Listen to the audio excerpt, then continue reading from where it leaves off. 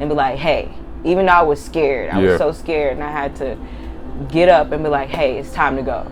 Wow. He's like, well, let me pull myself together. I was like, yes, pull yourself together because it's showing right now. So he couldn't control his eyes? No. We shooting vibes, or we come from the sky. I fly so high that I cross evil eyes. All right, so we are now back. We got ourselves Indigo Bang. She is an artist. She's a coppersmith as well, and she's also, 32. She has a big influence on Instagram. She's a conscious rapper. And introduce yourself. What's some things about you? Peace. I'm Indigo Bang, of course. I am an artist. I love using my platform and my artistry to uplift the consciousness. It says it all in my name. My first name is actually Destiny. My middle name is Indigo, so the future is indigo regardless. Mm-hmm. And just being born with that name, it said a lot about who I was becoming and going to be. So Indigo Bang, what does Indigo Bang mean? So with Indigo, again, being my middle name, I grew to learn that it was more than just indigo when I found out about the indigo children and how I grew up as an indigo child, like being different, having this different way of thinking. I began to embrace that more when I realized, like, oh, this is a group of people, indigo children. And then my last name came from my manager that managed me a while ago, Bang. And it took me a while to even say that, like, Indigo Bang. And it gives it that pop, like bang, like the Big Bang Theory, that shift things. And I feel like that's what I am in the game. I'm the shift, the bang, Indigo Bang. Yeah. So Indigo itself is a generation. Yes. Are you a part of that generation? Yes, I highly believe that because I meet so many indigos. It's so many of us. So I love meeting them too. How do you know if you're indigo? I say, as a child, when you feel like, I don't know, you're different, you just think different. Usually indigos are very like, I would say, loners. They're really by themselves a lot. So these are like the lone wolves. Exactly, the lone wolves might be the black sheep of the family. You think different. I'd say with the indigos, you would know this at a very young age. The indigo is usually like the black sheep or the person that you may be called weird or whatever.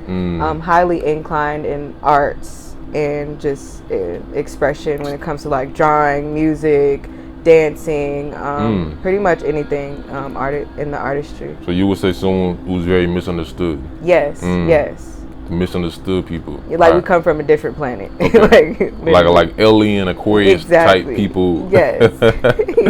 All right. So you being an artist, how does being a female artist feel in this conscious rap game? How does it feel being around a lot of conscious influencers? You know, your Lizzie Jeffs, your Free Souls, your Londrells. Oh, and the conscious rap game. How does it feel? Yeah. Okay, it feels actually awesome to have this platform where it's a lot of goddesses coming out and using that platform to speak on herbs, to speak on healing themselves. I feel very honored to be in the rap game, to have my own platform to speak and enlighten. So, who's some of your favorite conscious artists that you have met and you've been motivated by? You have anyone in mind? That I have met? Yeah. And then you're going to the who you haven't met. That I have met. Yeah, think about that. That influenced me.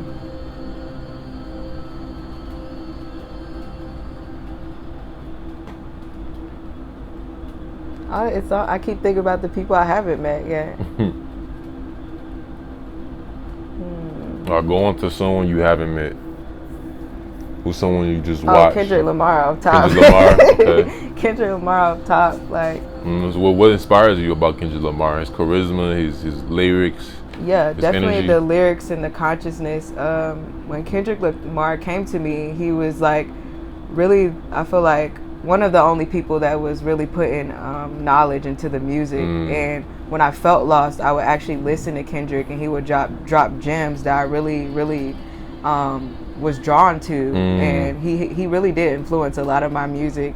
I just like how he went about it and how he still himself, even after like coming into the game and being a mainstream artist now, because I followed him before he was on, and we're like, you know, where's Kendrick Lamar gonna be, you know, in a couple years? But we see where he is, and I love everything he's doing with his platform. And that's just one of the artists. Nipsey Hussle. Shout out, you know, yeah, say shout I out can meet Nipsey. him in the ethers or whatever. Right. But yeah, Nipsey Hussle, like before he passed, and he was a big influence on me, and just he wasn't really saying nothing that was like had crazy metaphors or whatever. He was just speaking on life, and that's what I really liked about him. Yeah. What has Nipsey financially? What has he taught you? Man, when you said financially, the word prolific came to my head. Prolific. He's just prolific, and that's just like producing at a mass level. Yeah. It just he reminds me to just really stay on my grind, and it is a marathon. Every time I think about it, because we think it's just gonna happen overnight, but it takes time. It takes that grind, and I always remind myself and others that it is a marathon. Like, so on this music journey, a lot of people in this conscious journey are starting to say that music is like now a outlet to do a form of shadow work, and you're an artist yourself. So would you consider yourself doing music for an outlet? Or would you consider yourself doing it for entertainment? Like, what's your intentions of doing music? Music for me is definitely an outlet. It's definitely an outlet where I feel like certain things that we might be scared to talk about needs to be heard, because I guess as light workers, we tend to shy away from like talking about suicide or when you're down or fighting certain things. We get scared of that, but I definitely use my platform to, I guess, express myself. Like, I definitely need music to express myself. And I forgot what was the other part you said? Just as entertainment. Entertainment. As far as entertainment, it's entertaining. Yeah. It's entertaining. Yeah, because I know music heals so many people. Even look at your Tentacion's, look at your Exactly. You know, all these mainstream rappers. Some of them actually heal people, and even me myself, when I wake up, I play music to make me happy. Exactly.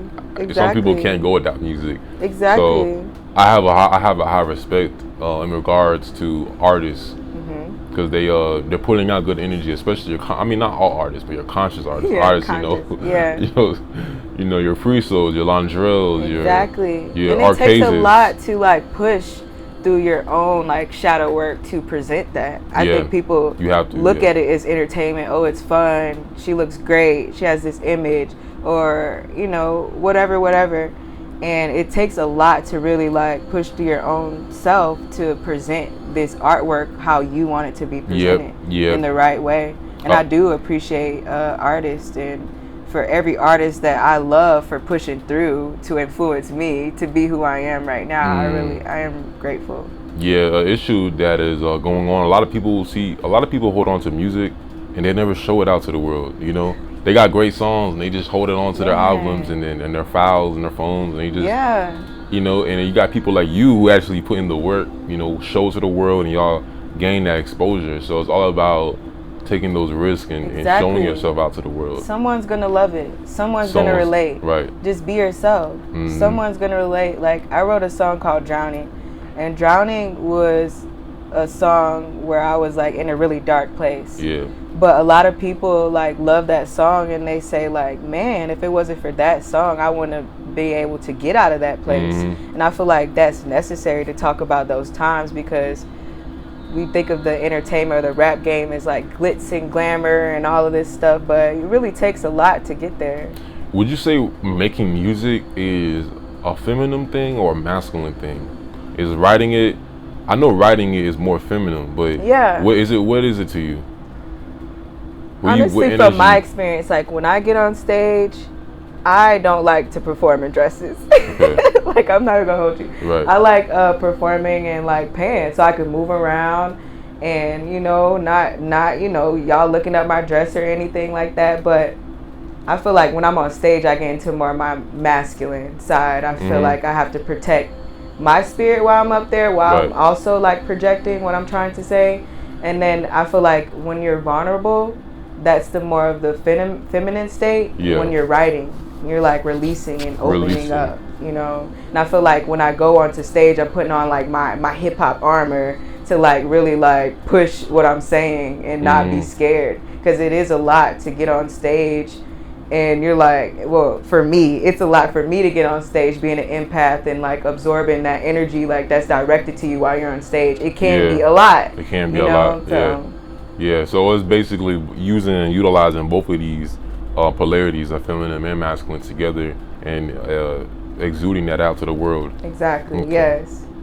So I've seen on your socials, you also practice very good, excellent spiritual hygiene, and you even take spiritual baths. Yes. And what's the secret that most people don't know about the power of a bath?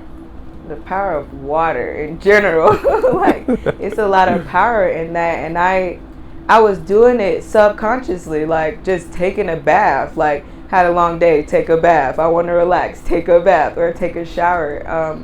Actually had a water birth with my child Source. She's my first child. And just having a water birth and having her enter the world through water, it just really, you could tell she was just eased into it, instead of just like coming to the world, lights in your face, And as far as like the spiritual bath, being an empath and walking around and absorbing things you might not know that you're absorbing from other people and other energies, cleansing your skin and your aura is like a big thing. And I really love spiritual baths in general, and like certain things you can use to cleanse your energy, not just sage and Palo Santo and the basics, really drench yourself. I mean, talk about from your head to your toes in water, and then the herbs to like cleanse your third eye, your crown, and the chakras above that.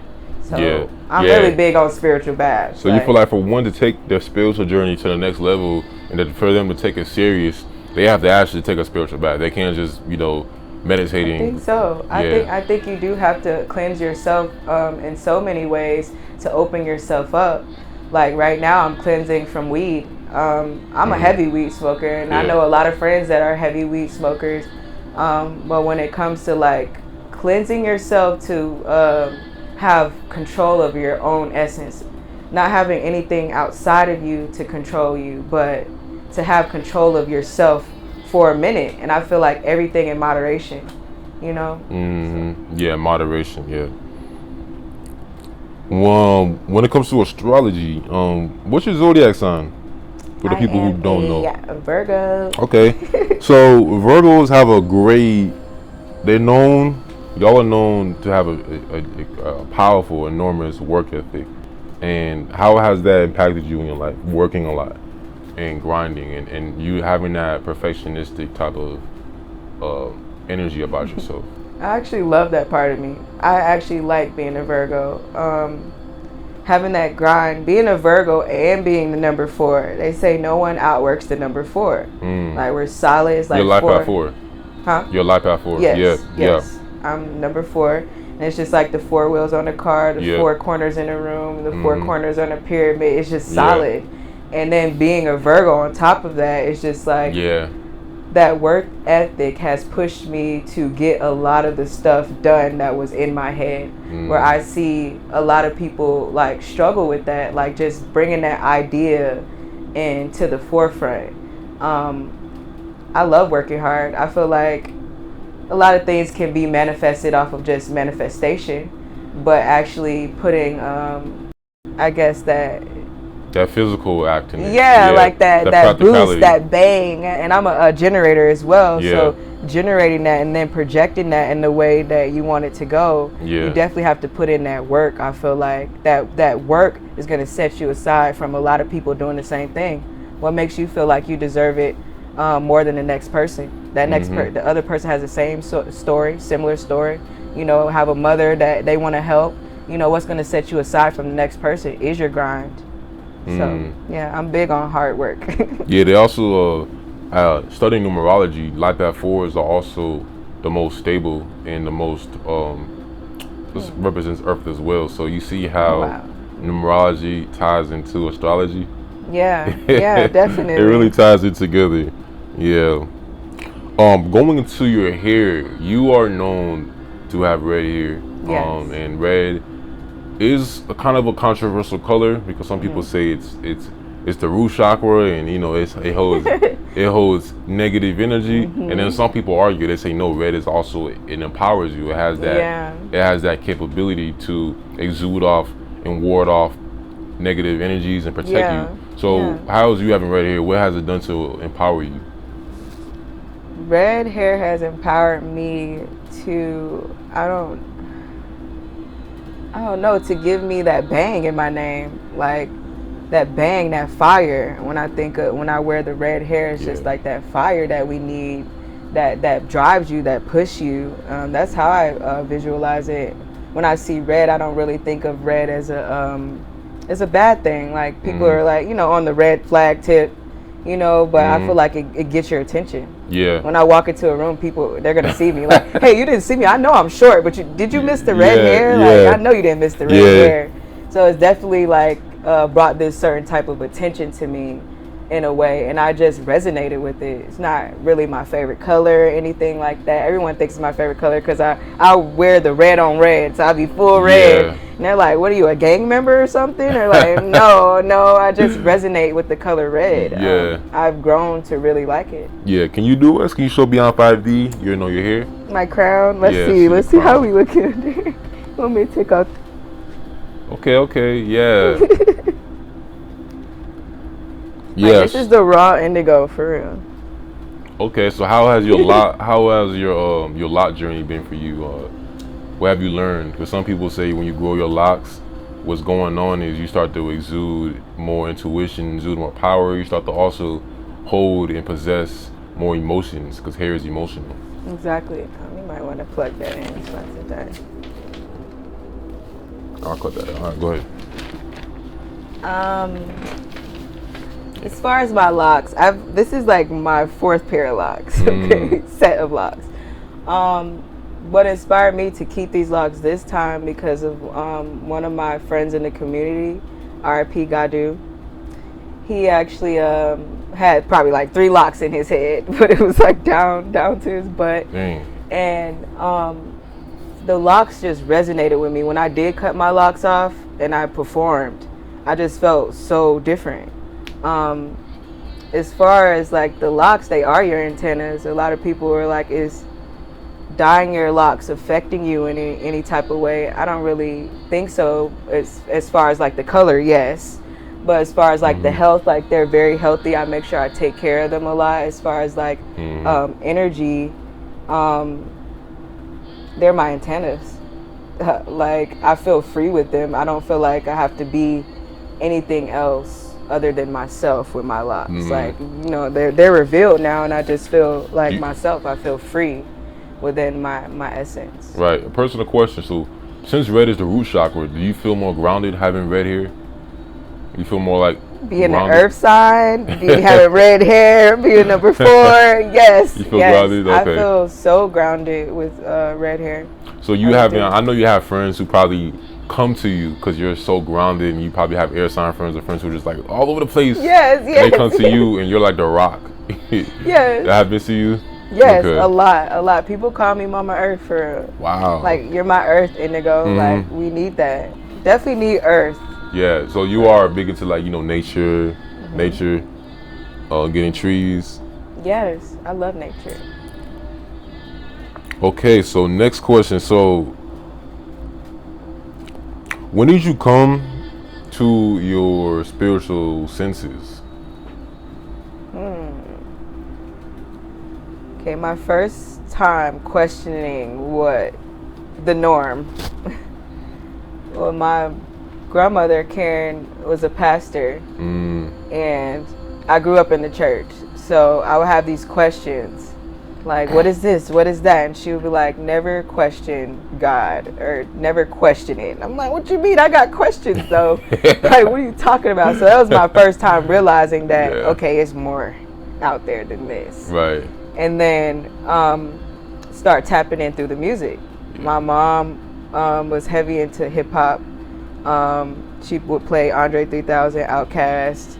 My stepdad was actually a affiliate of Goody Mob, and I actually met Cujo Goody at a young age. Who else? Erykah Badu was dropping gems. So it was like little small gems where I was just like, okay, what are they talking about?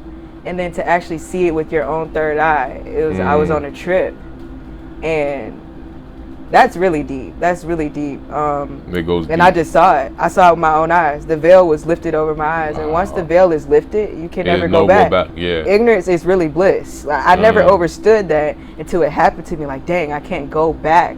I can't unsee it anymore. So that happened to me, like I was saying, like 20, 21. When I started waking up to the Indigo children and the bigger purpose and my name and realizing the fight right in my face. It was scary. It was scary. I wasn't myself for a while and realizing like, damn, a lot of this stuff was a lie. Wow. Like, man, I don't want Source to go through that. I want her to know the truth from the rip. I feel like it would have been so intense if I would have had more people around me to again being the black sheep to tell me like, hey, you're not alone. So I was so happy when I met like-minded people like my tribe to be like, hey, you're not alone. Like we're in this fight together. There is a fight, and I think that's another fight, actually staying woke. Yep. Because we go to sleep thinking, oh, that's fake. What I saw, that's fake. That was just a dream. Yep. That was just a trip. I was really tripping. But then you keep waking yourself back up too. You have to stay woke. Yeah. Because we could easily go back to sleep so many times. Yep. Like so many times in a lifetime. So, yeah. So you also garden as well. Yes. What's the power of gardening? Again, with that grounding, like it's like red's taking over my life.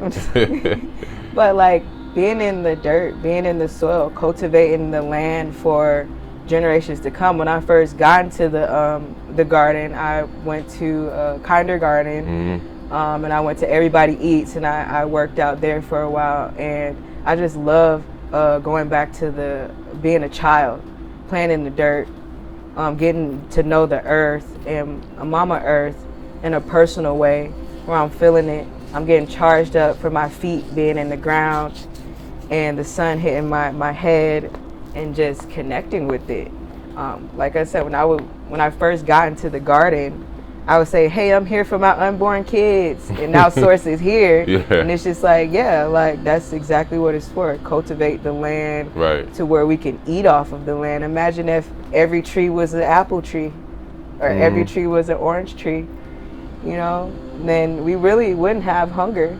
Think about it, you know? So I think that's very important to keep the trees and keep the land. That's how we breathe. That's how we eat. And I think we forget that because we're in these four corner rooms or in a house. You know? We are too technical now. Technology. Exactly. We almost have to convince some people to go outside. Right. Like, it's crazy. Shouldn't be like that. No. Yeah. All right. So Indigo, you gotta tell us about your Reptilian Encounter. Give us a brief understanding about that. Yes. So, actually tripping on shrooms, and I don't think I actually attracted this energy into my life. Somehow I did, but I remember vibrating so high. I looked over to the person I was in the room with, and I seen like the reptilian eyes come down and the reptilian mouth or whatever. I couldn't believe my eyes. I really couldn't, because I probably wasn't seeing with these two. I was seeing with the third eye.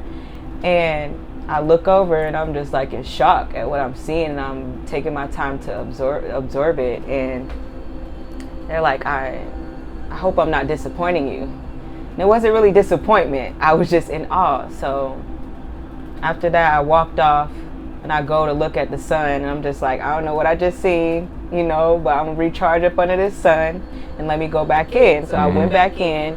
He was still revealing himself to me in a way, and I don't know why to me, to where when I called him out, because I feel like the people that were with me, I kind of had to protect them. I knew this person. I didn't want anything to happen to them. So I was like, hey, let's go. And I look at him. I really felt like I had to stand up in my light and be like, hey, even though I was scared, I was so scared, and I had to get up and be like, hey, it's time to go. Wow. He's like, well, let me pull myself together. I was like, yes, pull yourself together, because it's showing right now. So he couldn't control his eyes.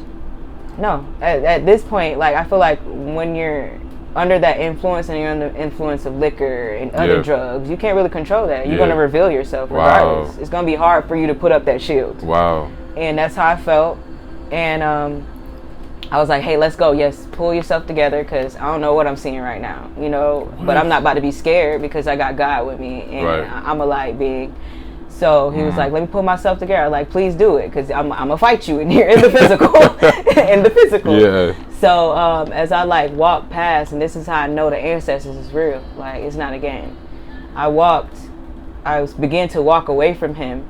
And I don't know what he was trying to do with his energy, send a hex, send some type of energy or whatever it was. Maybe I did take a hit, you know what I'm saying, or whatever. Yeah. But it was this, you know, on a video game, you go into like stealth mode. Yeah. And then you can still see it a little bit, but not really. It's like see through. And like something came between us, was like, nope, not this one. It was like this stealth mode shield, and I walked past, and it began to walk with me out the room. And I'll never forget that. That's not my first. That's not my last experience. That's some real spiritual protection. That will scare you. That will scare you away from spirituality, to be floating around in the matrix, to be floating around the abyss.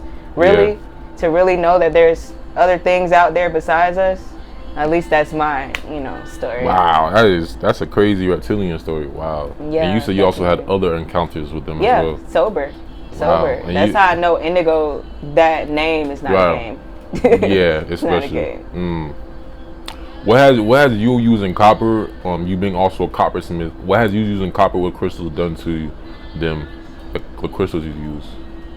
Actually, using the copper with the crystal definitely enhances it. It encases it.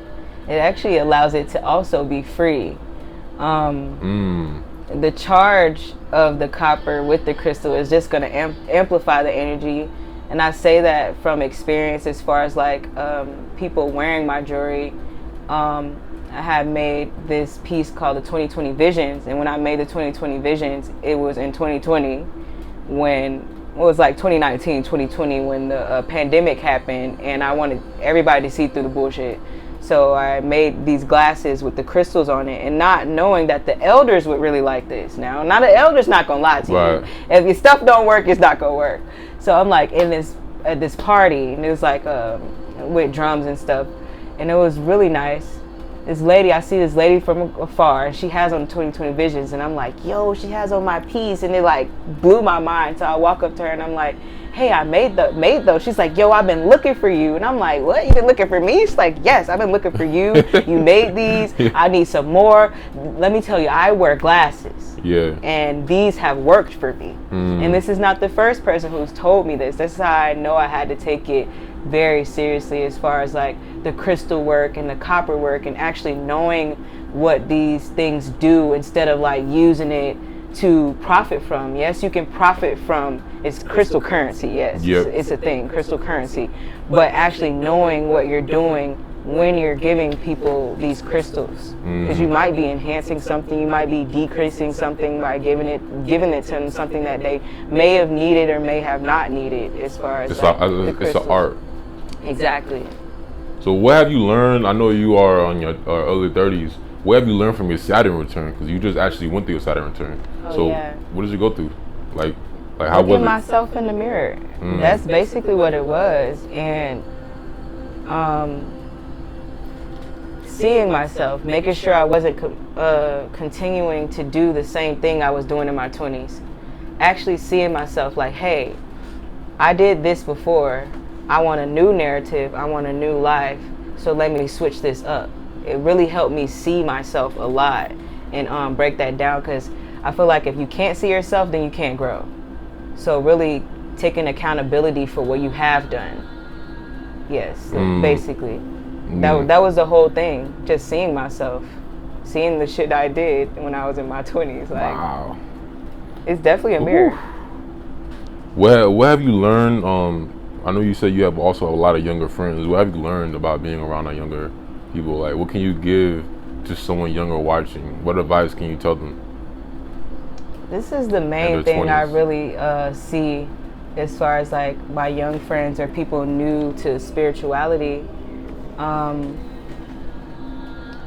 Keep having that open heart. Keep having that open heart and that yearning to like learn and to forgive and to jump into things without having to second guess yourself. That's what I really love about my younger friends. But also remember, when jumping into things and being gullible and open to things, protect yourself. Protect yourself. Like, when we first get into spirituality, like, oh, it's positive. Oh my God. We're like, everyone's good, everyone's loving life, yeah. Like, you know, it's like that at first, but then you learn and you see things, you like, oh man, and it can jade you, it can make you different, it can make you not want to jump into love like you used to, or jump into situations like you used to, or forgive as easily as you did. But I would say, learn how to forgive. Yeah. Not be gullible, but learn how to forgive as well. So when you get older, you don't have to like be afraid to still take chances. Yeah. You know. Yeah. I like how you said that, right? That when you first get into spirituality, it's like you think it's like a lifesaver. Like, oh, this is like everyone's your family. When reality, everyone's cool. Yes. When you hear reality, it's not that. It's not that. Yeah. Exactly. Yeah. But that was on the full interview on Indigo Bang. I'd appreciate you for coming on here, you know, and the 5D family, and showing yourself out to the world, and, you know, really putting yourself out there and exposing yourself, because a lot of women don't like doing that. A lot of women stay behind the scenes. And, you know, they're more sensitive to putting themselves out there. So you doing that, you only don't recognize that you also inspire people, and that's a good thing. I appreciate that. Thank you for giving me this platform to speak on, because sure. it is hard. And being an empath, that you kind of get like a little shy or whatever. Being an artist, I know that's hard to believe, being Indigo Bang and being an artist, but I am to myself a lot, and I really do like your platform and what you're doing. Yes. And I'm very honored to be on your platform. Yes, definitely next time. You take care, all right? Like, comment, subscribe for another one, y'all. All right.